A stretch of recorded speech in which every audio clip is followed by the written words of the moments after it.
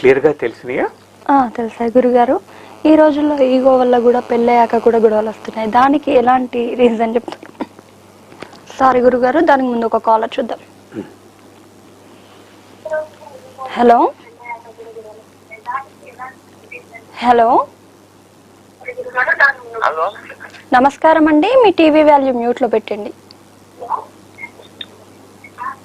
నమస్కారం మేడం. నమస్కారం అండి. మీరు టీవీ చూస్తూ మాట్లాడుతున్నారు. టీవీ వాల్యూమ్ మ్యూట్లో పెట్టండి. స్వామి. ఓకే అండి, మీ పేరు చెప్పండి. నా పేరు పిచ్చయ్య. మా అబ్బాయికి గురించి మేడం. ఓకే అండి, మీ అబ్బాయి డేట్ ఆఫ్ బర్త్ చెప్పండి. ఆయనది డేట్ ఆఫ్ బర్త్ లేదు మేడం. లేదు. పేరేంటండి? పెద్దిరాజు. పెద్దిరాజు. ఏం తెలుసుకోవాలనుకుంటున్నారు? ఆయన సరిగ్గా పని చేస్తలేడు, అంత తాగుడు బానికి అయిపోయినాడు, తెచ్చిన పోతున్నాడు. ఓకే, ఒకసారి గురువు గారితో మాట్లాడండి. ఒకసారి గురువు గారికి మాట్లాడండి. కొంచెం గట్టిగా చెప్పండి, మీ సమస్య ఏంటి? గురుదేవులకు పాదాభివందనము స్వామి. గురుదేవులకు పాదాభివందనము స్వామి. శుభాశిస్సులు. మా అబ్బాయి సరిగా పని చేస్తలేడు. పెద్దిరాజు ఆయన పేరు. ఈ తాగుతుంటాడు, అక్కడక్కడ 4 రోజులు చేస్తాడు పని, మళ్ళీ ఏరే సరిపోతాడు. ఏదైనా ఆయన పని అంటే ఒక మాట మాట్లాడు. దానికి పరిష్కారం ఏమన్నా ఉండదా స్వామి? ఈ అబ్బాయిని ఇప్పుడు ఈ అబ్బాయి జాతకంలో ఉన్న చంద్రుడి మీదకి శని వచ్చాడు.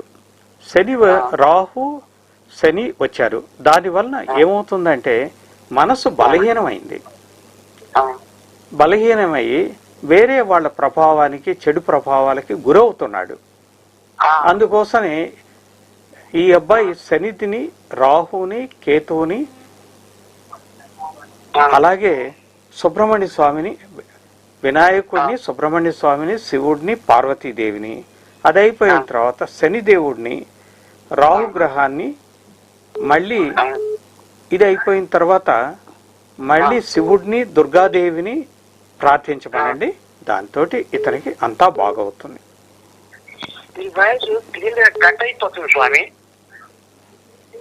నేను చెప్పాను కదా, శనిదేవుడిని, రాహుని, శివుడిని, దుర్గాదేవిని ప్రార్థించండి.